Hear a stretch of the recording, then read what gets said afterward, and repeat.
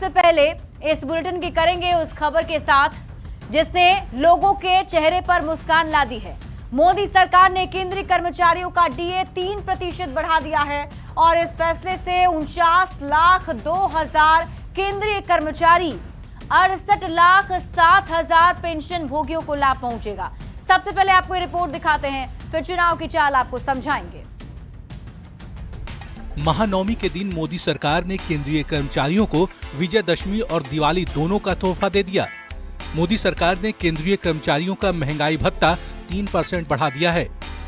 प्रधानमंत्री नरेंद्र मोदी की अध्यक्षता में हुई केंद्रीय कैबिनेट की बैठक में महंगाई भत्ता 3% तक बढ़ाने का फैसला लिया गया। अच्छी बढ़ोतरी है ये, और करीब करीब 49 लाख एम्प्लॉइज और 69 लाख पेंशनर्स को इसका सीधा लाभ मिलेगा। देश भर में बहुत ही अच्छा इसका इम्पैक्ट रहेगा। 3% डीए बढ़ाने के बाद अब कर्मचारियों का महंगाई भत्ता 55% से बढ़कर 58% हो जाएगा। इसका लाभ 49.2 लाख केंद्रीय कर्मचारियों को और 68.7 लाख पेंशनर को मिलेगा। इससे केंद्र सरकार के खजाने पर 10,084 करोड़ रुपए का भार आएगा। ये बढ़ोतरी 1 जुलाई से लागू होगी। इस तरह कर्मचारियों को अक्टूबर को बढ़ी हुई सैलरी के साथ 3 महीने का एरियर भी मिलेगा। बता दें कि केंद्र सरकार साल में 2 बार सरकारी कर्मचारियों के डीए में इजाफा करती है ताकि महंगाई का बोझ ना पड़े।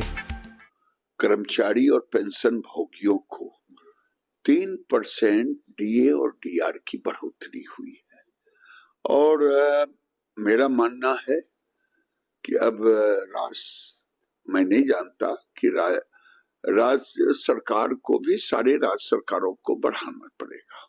त्योहार के मौसम में ये फैसला किसी तोहफे से कम नहीं। न्यूज़ 18 के लिए दिल्ली से अमितेश सिंह के साथ ब्यूरो रिपोर्ट।